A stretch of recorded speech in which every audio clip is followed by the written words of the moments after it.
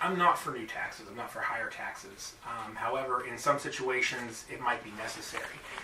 I think West Virginia, part of the reason why we're in the situation that we're in was because we had no contingency planning with regard to the coal severance tax. We were depending upon coal severance tax, and we basically were regulated out of that at the federal level. So because of the regulations at the federal level, we weren't able to get that coal severance tax. I would like to just point out a piece of information. The West Virginia legislature has changed. We have had the same control since the Great Depression. Okay, a couple years ago that changed. Everything switched to where we have one party at the executive branch and a new party at the legislative branch. In that time, they have saved the taxpayers 17% for special sessions and things like that. $600,000 they've saved since they have taken control. Now, the reason I'm saying that is because it's important that we have people in the state legislature that are fiscally responsible and that understand, that if taxes need to be raised, we make the right decisions when that comes up. However, it's also important to cut wasteful spending.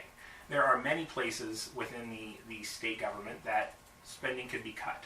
And in order to do that, that will give us better opportunities to be able to not have to raise taxes. So as I said, it's very important that it's understood that I am not for raising taxes. However, in some situations, it may be necessary. This might be a situation, but in the future, we need to make sure that we have a smart budget and we have a contingency planning in place for loss of potential revenue. Thank you, Mr. Moore. Yes, sir. Like I said before, I'm in favor of lowering taxes, for small business owners and cutting regulations for them so that they can get their businesses going again.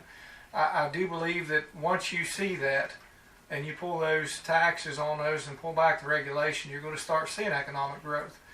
But I as well, like Mr. Colson had stated, I believe that there are sometimes not all the time, but there are some times that you will have to raise a tax in order to help the revenue, to bring in revenue to the state of West Virginia.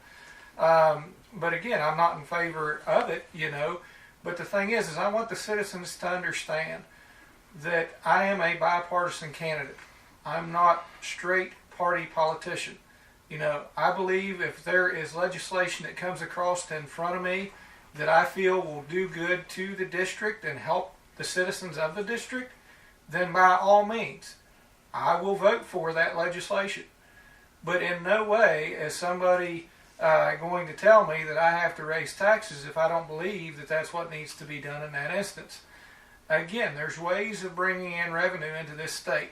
And like I mentioned in the last question, yes, the marijuana subject is very, very, very touchy subject. I understand that wholeheartedly. I understand I could lose voters from this. But I believe if you really look at what has happened in Colorado, and you see that the money that they have brought in to help the state, this could be our next thing to bring us out of this coal severance deal. But first thing I really want us to do is get back to getting those small businesses going, getting our farmers back to work to be able to sell their crops and get back to work and do those kind of things. But again, I would not be in favor of raising taxes unless it is an absolute necessity that we do so. Thank you, Mr. Baylor. Well, out of principle, I wouldn't be opposed to raising taxes on certain problems. Like there's been talk about raising the tobacco tax and even, say, refined sugar that causes so many health problems. A small tax on something like that, if it's used to pay for the health problems that emerge from people consuming those products. I wouldn't mind raising the taxes on certain financial transactions. I'm totally opposed to raising taxes on working people that are struggling the way it is. But there's two kinds of incomes basically. There's people who work and create something or provide a service, and then there's people who make an income and usually quite a good income from controlling things. They control, you know, utilities, they control interest rates and so forth. And incomes from that, unearned income, I would not be opposed to raising taxes on those kinds of transactions to help pay the people that are struggling and you know, not getting by. Industrial hemp, the country they used to raise that, and it provided a lot of economic stuff. I wouldn't be opposed to that either. I think it's something that might help us quite a bit from the different studies that have been done about it. And the whole marijuana issue is, I know it's a big touchy thing, but the problem is you have a huge portion of the population using marijuana now, and technically they're all criminals. It's sort of like prohibition. It's bad when you have that many people in your population being considered criminal. It just erodes general respect for the law. Thank you, Mr. Hartman. Can we restate the question, please? Sure can. Do you feel that taxes need to be raised to help solve the state's budget problems, or do you feel that lowering taxes will increase economic activity, therefore raise revenues to the government? Okay, I thought I just addressed that a few minutes ago. Like I said, very difficult budget times in this coming session. There's two ways to solve the problem. Reduce spending. I think we have to someplace raise taxes. I think if you talk to the man on the street, you don't find a lot of opposition to raising the food tax. It was taken off when things were very good. We reduced business taxes in the past 10 years because times were very good, and you know, we may have to reconsider that now that we're in the situation we're in. But we've got some issues that we haven't faced in the past.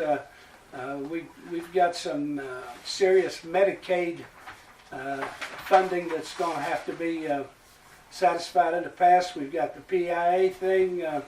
So I don't think there's any way that we can avoid some kind of a tax increase this coming time. And I would like to say one thing, if I may leave the agenda for just a moment.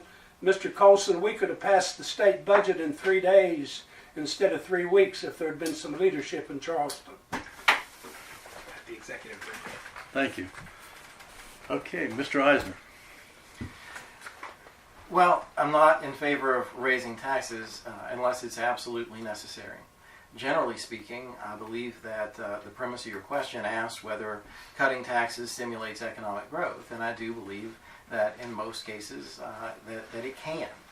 I think that there are times, however, where we find ourselves in crisis that a raise in taxes of one form or another, hopefully temporary with a sunsetting clause if that's a possibility, may need to be done. Nobody wants to do that, but we have to face that reality. I talked a few minutes ago about these surveys that we all get as candidates, and I'd love to show you some. Maybe I'll put some up on my Facebook page. But I've gotten, I don't know how many, from how many different groups that say, I pledge never to raise taxes ever for anything in the entire time I'm in the legislature. And it's silly, okay? Anybody that would sign that is just silly, because you don't know what the future holds. You don't know what it's going to take to keep our state functioning in the long term. You cannot be beholden to a special interest group that might write you a check if you fill out their survey in the way that they want you to. So I didn't send a lot of those back in. I'm sure those might constitute some bad ratings for me or some of the other candidates up here that didn't send them back in, because I won't be beholden to anybody that forces you into a promise that you don't know if you can keep. What we need to do is we need to spend the tax revenue that we do have better. We need to be thinking long term instead of short term. Somehow we have to get ourselves out of the short term crisis, and whether Bill's right and that requires temporary raises, food tax or whatever, we'll cross that bridge. But we need to make investments in our infrastructure. We need to make sure there's high-speed internet access so we can fill up that industrial park I talked about earlier.